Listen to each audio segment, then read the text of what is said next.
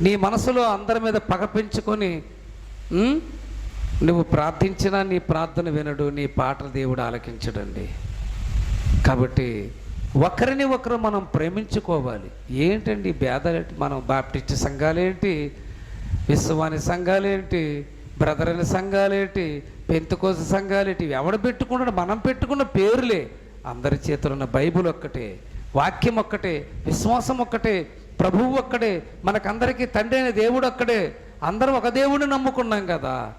ఒకరిని ఒకరు ఎంత ప్రేమతో పలకరించుకోవాలి. కనీసం ఒకరినొకరు పలకరించుకోరండి. ఈ సంఘం అంటే ఆ సంఘానికి పడదు, ఈ పాస్టర్ గారు అంటే ఆ పాస్టర్ గారికి పడదు, ఆ సంఘం పెద్ద ఈ సంఘం పెద్ద. ఏటి సంఘాల్లో రాజకీయాలు, సంఘాల్లో గొడవలు, సంఘములో ఎంతో శత్రుత్వం.